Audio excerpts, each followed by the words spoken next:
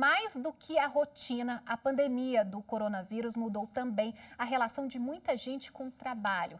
Para cumprir o distanciamento social, profissionais de diversas áreas passaram a fazer teletrabalho. Ninguém para as atividades, apenas readequa a forma de entregar o serviço. A gente começa mais uma edição do especial Coronavírus falando justamente sobre trabalhar em casa. O nosso entrevistado hoje é o advogado André Santos, que também é especialista em Direito e Processo do Trabalho. Muito bem-vindo à TV Justiça, obrigado pela participação. Boa tarde a todos, eu que agradeço. É uma satisfação enorme participar deste programa de tamanha relevância nacional. Doutor, existe diferença entre teletrabalho, trabalho remoto e home office? Algumas peculiaridades. O trabalho remoto e o teletrabalho é a mesma coisa. O home office é uma modalidade, é uma espécie, digamos assim, do teletrabalho. Mas uma diferença mais avantajada, nós ainda vamos discorrer aqui sobre os assuntos. Agora, a principal que vamos abordar agora é que o home office é aquele trabalho realizado tão somente na sua residência. O teletrabalho ou trabalho remoto, ele é aquele trabalho realizado preponderantemente fora do ambiente do empregador, fora da empresa, por exemplo. Então, todo aquele trabalho que é realizado fora do ambiente do empregador é considerado teletrabalho. Pode realizar o trabalho na casa de um tio, de um avô, em um shopping, desde que ele entregue o trabalho. Então, tudo isso é o teletrabalho. É o trabalho à distância. A gente tem a impressão de quando a gente está em casa, a gente trabalha mais, né? Porque sempre tem alguma coisa para fazer, a gente acaba resolvendo. Agora, no momento de fazer o teletrabalho, o trabalho remoto, como é que a gente faz para computar a jornada de trabalho e também as horas extras que a gente eventualmente pode fazer? A gente tem que ter disciplina, a gente se readequa, mas o primordial é que tenhamos disciplina. Realmente é complicado essa questão da fiscalização, desse compromisso do empregado com o horário de trabalho. Existe uma disposição na CLT que fala que o empregado que trabalhe em regime de teletrabalho não vai ter direito à hora extra. Está lá no artigo 62, inciso 3º. Existe uma disposição também na Constituição Federal que ninguém vai trabalhar mais do que 8 horas diárias ou 44 horas semanais. Então, se o empregador exigir do empregado, ainda que em teletrabalho, que ele trabalhe 10, 12 horas por dia, ele vai ter direito a essas horas extras, só que ele vai ter que comprovar que efetivamente trabalhou 10, 12 horas por dia. É aí que nasce a primeira dúvida e discussão. Como que o empregado vai fazer para comprovar essa jornada de trabalho, digamos assim. Mas se houver um tipo de fiscalização, se houver um sistema que o empregado trabalhe, talvez em algum ambiente da empresa que ele só trabalhe online, então tudo isso vai servir para eventualmente comprovar uma jornada extraordinária. Mas a regra não tem hora extra para aquele empregado que trabalha em regime de teletrabalho. Existe essa disposição na CLT. Uhum. E como fazer? A gente falou por parte do empregado, né? Agora, por parte do empregador, como ele fiscaliza que aquela jornada de trabalho está sendo cumprida direitinho? O empregador, assim, a principal, na minha visão, o principal meio que ele vai ter para poder fazer essa fiscalização é impondo metas. Então, se o empregador impõe metas, ele está acostumado com aquele empregado de fornecer, vou pensar aqui para um escritório de advocacia, ele me fornece, ele trabalha com uma petição inicial ou uma defesa por dia. Se ele impõe essa meta e o empregado consegue entregar, via de regra ele está cumprindo a sua jornada de trabalho. Mas existem vários meios telemáticos que o empregador pode adotar, sistemas, para que o empregado bata o ponto, bem parecido com aquele sistema de banco do Internet Bank, que você entra e dá 5, 10 minutinhos que você fica sem mexer, você fica offline, o sistema cai. Então, se o sistema está caindo muito, quer dizer que o empregado não está cumprindo sua jornada a contento. Agora, se o empregado está dentro do sistema e está entregando o trabalho e está cumprindo as metas, ele está, sim, desempenhando o trabalho que tem que desempenhar. Uhum. Muita gente tem essa dúvida agora. Como faz com o Vale Transporte, Vale Alimentação, benefícios que o empregado recebe para poder cumprir a sua jornada de trabalho. Isso é suspenso, não é? Como é que fica isso? Realmente é uma excelente pergunta. Nos últimos dias, muito se respondeu quanto a isso, né? E o Vale Transporte e o Vale Alimentação. Aí eu vou dizer duas coisas. Primeiro, né? O Vale Transporte, existe uma legislação federal que regula o Vale Transporte, e lá na legislação consta o seguinte: ele é utilizado para fazer o desvio de casa para o trabalho ou vice-versa, para fazer esse deslocamento. A legislação usa essa palavra, deslocamento. Se a gente não tem o deslocamento casa-trabalho, trabalho-casa, o empregador, de fato, não precisa pagar o Vale Transporte. Agora, o Vale Alimentação, não existe nenhuma disposição em legislação que impõe essa obrigatoriedade para o empregador pagar o Vale Alimentação. Mas veja bem, só para não ficar dúvida aqui, essa obrigação, via de regra, ela nasce na convenção coletiva ou no acordo coletivo.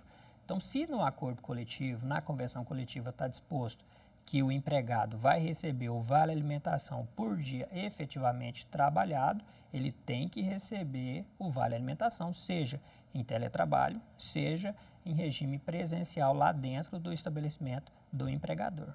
Doutor, a gente recebeu um depoimento do Rogério, que ele é servidor público no Superior Tribunal de Justiça. Ele contou para a gente como é que tem sido a rotina dele trabalhando em casa e também quais foram os benefícios não, as comodidades que o tribunal ofereceu para ele para poder trabalhar em casa. Vamos ver. O STJ, desde o início dos casos de coronavírus no Brasil, já vem se preparando e então incentivou que os servidores fizessem um trabalho remoto. Então a gente tem aí uma série de facilidades, como acesso a diversos sistemas, tudo remotamente. A gente tem acesso ao sistema SEI, ao sistema de correio eletrônico, várias plataformas de interação com servidores, e isso permite com que a gente faça conversas, reuniões. Então o trabalho remoto tem sido uma boa experiência para mim, mas eu espero que logo essa pandemia acabe e que a gente consiga voltar às atividades normais.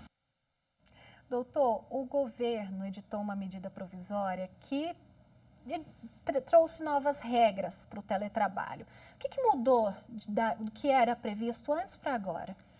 Essa medida provisória, que é a 927 de 2020, ela trouxe mudanças significativas. Ela tem eficácia, é bom deixar claro que ela tem eficácia enquanto durar o estado de calamidade pública que foi decretado pelo Congresso Nacional por intermédio do decreto número 6 de 2020. Então, a legislação trabalhista, a CLT, não tem, não é que ela deixou de vigir, ela está vigente, e também temos a medida provisória que também está vigente nesse período de calamidade pública. Então, ela trouxe algumas diferenças. Quais são as principais diferenças para o caso de teletrabalho? Agora, eu vou te fazer uma visão da CLT e depois te faço a visão da medida provisória para a gente tentar chegar numa diferença que foi essa alteração. A CLT, ela falava, já existia o trabalho remoto desde 2011, mas quando foi regulamentado foi em 2017 por meio da reforma trabalhista, tão intitulada reforma trabalhista, que regulamentou lá nos artigos 75A e seguintes a questão do teletrabalho. E o que a reforma trabalhista, a CLT, trouxe? Que o empregador e empregado devem ter por escrito no contrato de trabalho ou um aditivo contratual, e tem que haver a anuência do empregado para alterar esse regime de presencial para o teletrabalho.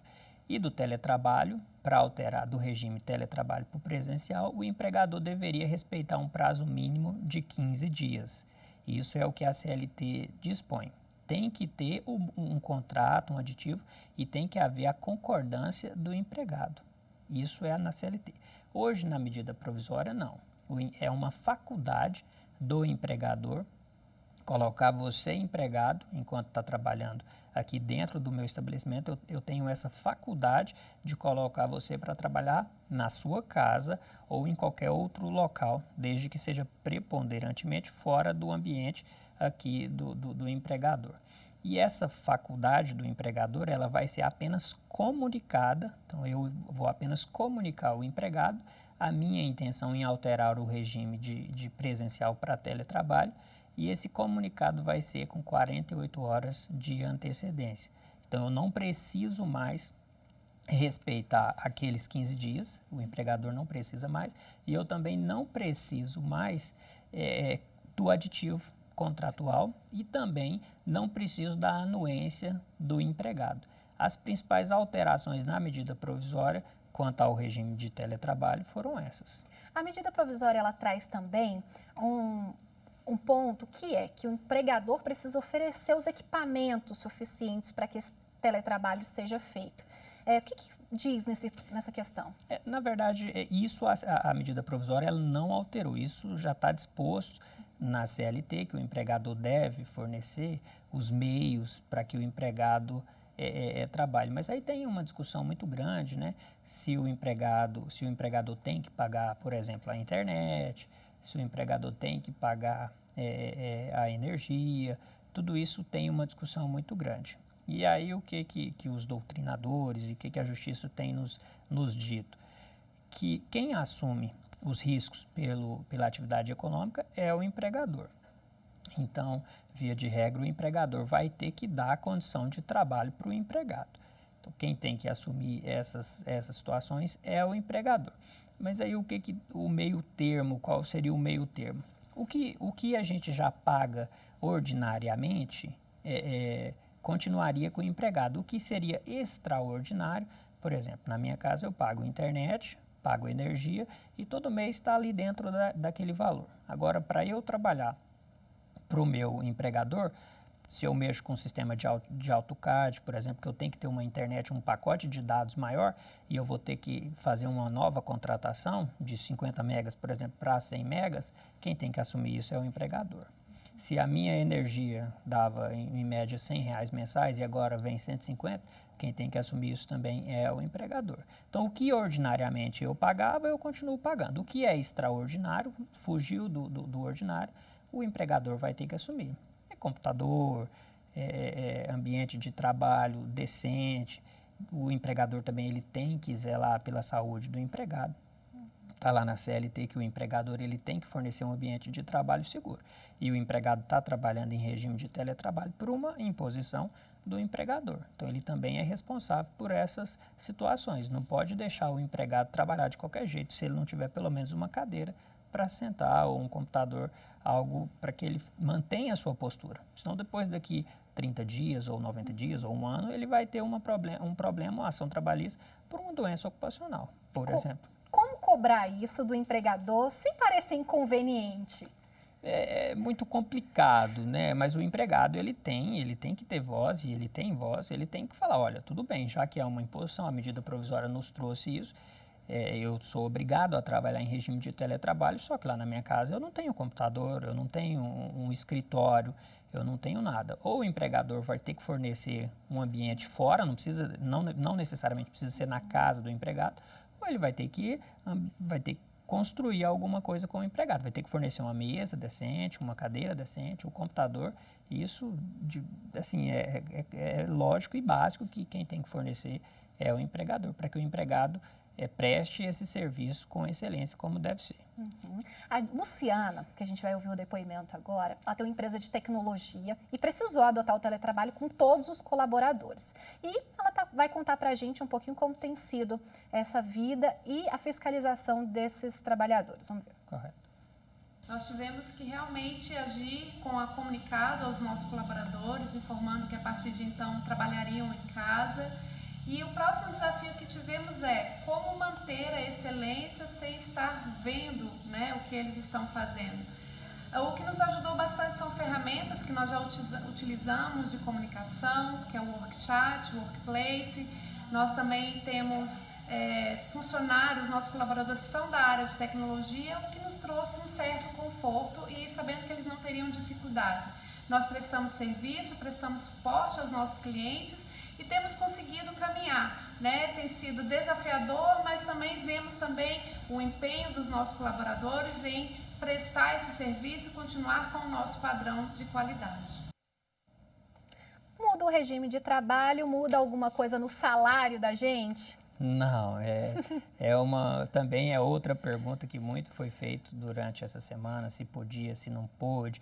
A medida provisória trouxe alguma coisa nesse sentido, depois foi revogada, mas não pode haver nenhum tipo de alteração salarial do empregado, ainda que se mude a questão de regime presencial para o regime de teletrabalho. Não pode haver redução salarial.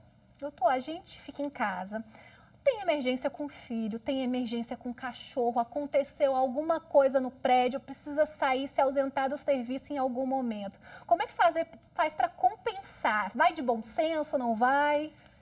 Isso realmente é muito complicado e a gente tem adotado isso e tem vivido isso, né? Eu também tenho filhas e filho. E em casa, às vezes você está fazendo algum programa, uma live, está gravando e a criança chega e precisa de alguma coisa, precisa de uma necessidade. O primeiro ponto aqui é o bom senso.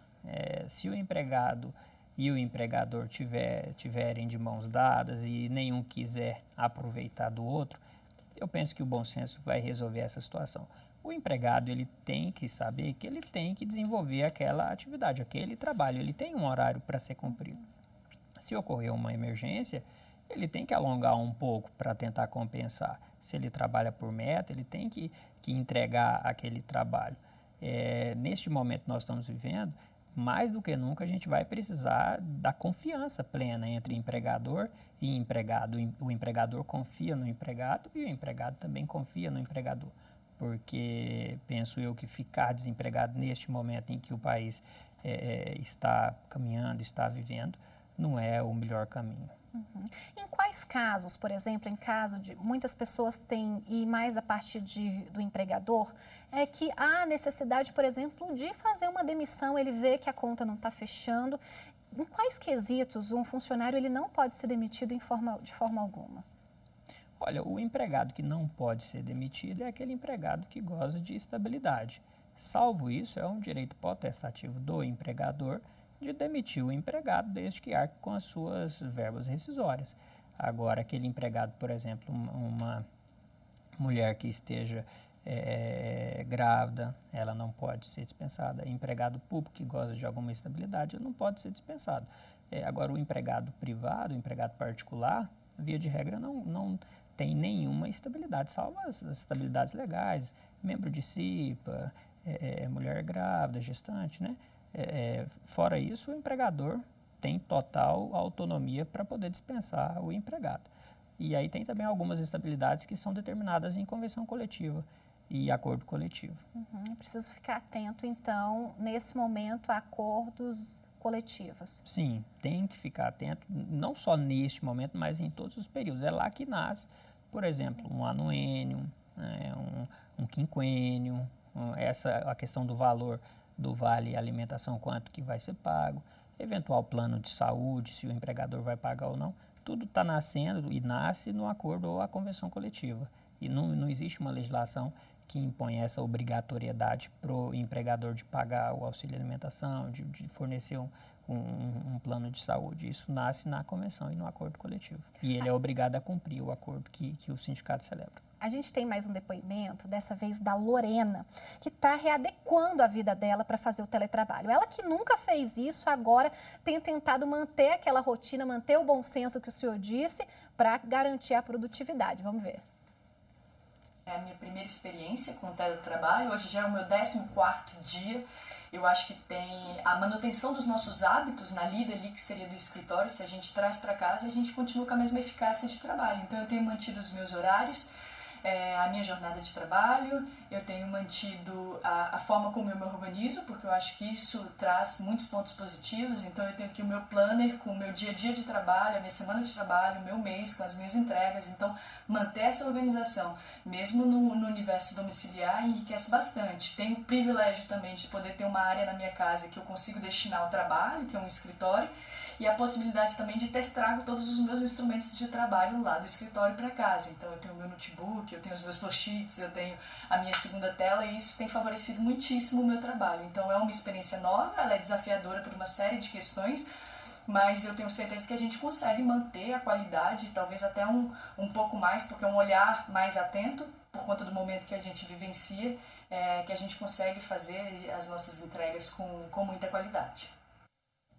Doutor, a gente com muita positividade pensa que esse tempo vai se encerrar, que a gente vai poder voltar às nossas rotinas, mas se o teletrabalho foi proveitoso e as empresas quiserem aproveitar para adotar algumas medidas, para deixar o colaborador em casa um pouquinho mais, alguns dias mais para o escritório, como é que fica o pós? A medida, só um paralelo no depoimento dela, que é muito interessante, é a questão de rotina, né? O empregado ele tem que manter essa rotina, ou pelo menos tentar manter essa rotina. Tem um horário de acordar, o horário de entrar no trabalho, ainda que seja em casa, se ele conseguir trabalhar de 8 às 12, de 14 às 18 horas, ele está mantendo a rotina e, consequentemente, vai manter o seu fluxo de trabalho e a sua meta de trabalho. Agora, nessa questão do teletrabalho, de manter ou não, o empregador manter ou não, ele pode manter enquanto vigorar o estado de calamidade pública pela medida provisória. E após isso, ele pode fazer um aditivo contratual, porque aí quem vai vigorar é a CLT, faz um aditivo contratual, desde que haja concordância do empregado, ele pode adotar esse regime, não tem nenhum problema. Nesse período foi autorizado também a questão das férias coletivas, mas o empregador que optou não dar as férias coletivas, como fica? Férias que já estavam marcadas e que não puderam ser tiradas. A medida provisória, ela trouxe também ela trouxe várias alterações nesse contrato de trabalho. A questão de banco de hora, a questão de férias coletivas, férias individuais, antecipação de feriados, tudo isso ela trouxe. Na questão das férias coletivas, o que a CLT previa? Que o empregador poderia dar férias coletivas para um determinado setor da empresa ou para toda a empresa, deveria comunicar com 15 dias de antecedência o Ministério do Trabalho, que hoje é o Ministério da Economia, por meio da sua Secretaria do Trabalho, e comunicar o sindicato dos empregados, e respeitando esse prazo de 15 dias. E aí veio a medida provisória, e o que ela nos trouxe? Que eu, empregador, não preciso comunicar o Ministério do Trabalho, por meio de sua secretaria, também não preciso comunicar o sindicato, e o comunicado vai ser tão somente de 48 horas de antecedência. Então, eu comunico o empregado, todos os empregados de determinado setor. Por exemplo, na minha empresa eu vou fechar toda a empresa. Eu não posso pegar lá no setor de RH, por exemplo, e dar férias para fulano e ciclano, deixar trabalhando, e aí quando o outro voltar eu dou para o ciclano. Aí seria férias individuais, que é diferente. Então, as férias coletivas, um restaurante aqui em Brasília, por exemplo, que está fechado. Então, todos os empregados estão de férias coletivas. Eu tenho que avisar com 48 horas de antecedência. E outra mudança significativa que a medida provisória nos trouxe foi a questão do pagamento. As férias pela CLT, ela é gozada por um ato único do empregador, ou seja, os 30 dias, e eu tenho que receber em até 2 dias antes de iniciar o gozo. Então, se você vai sair de férias no dia 5 de abril, eu teria que receber até 3 de abril, isso pela CLT. Agora, com a vigência da medida provisória, não.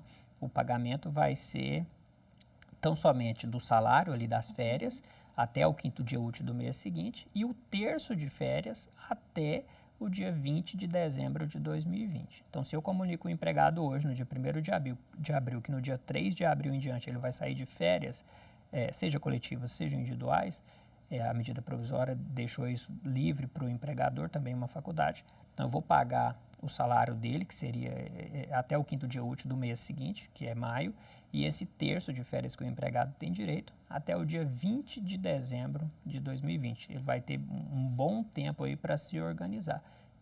Ótimo. Agora, uma pergunta tanto para o empregador quanto para o empregado. Como ficar de olho nesse momento de todos os direitos que devem ser cumpridos e exigidos?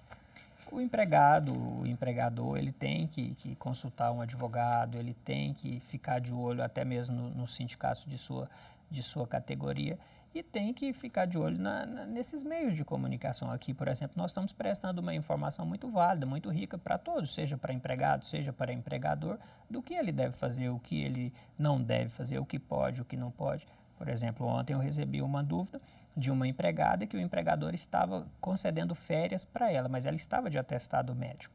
Ele estava de atestado médico de 7 dias, já tinha comunicado ao empregador e o empregador veio e impôs a ela o gozo dessas férias. Aí não pode. Se o contrato de trabalho está suspenso, como é o caso dela, ele vai ter que esperar o contrato de trabalho voltar a ficar vigente, finaliza o atestado médico, daí ele comunica ela, daí 2 dias depois, que é 48 horas, ele coloca ela de férias. Mas agora, durante a suspensão do contrato de trabalho, que ela está de atestado médico, não poderia. Uhum. Às vezes as pessoas não conseguem acessar uma advogada. A Defensoria Pública pode assumir essa responsabilidade de orientação também? Pode. Toda dúvida, se a pessoa não tem condição de ter acesso a um advogado, ele pode ir no sindicato. O sindicato sempre vai ter um advogado para orientar. Ele pode ir na Delegacia Regional do Trabalho de sua cidade, que também vai ter uma orientação. Pode, eventualmente, fazer alguma denúncia se o empregador não estiver cumprindo o que tem que cumprir, as normas, a questão, porque nós temos aqui também o empregado que é obrigado a trabalhar. E aí o empregador tem que se adotar, porque o empregador ele é obrigado a dar condições de trabalho, a dar um ambiente de trabalho seguro.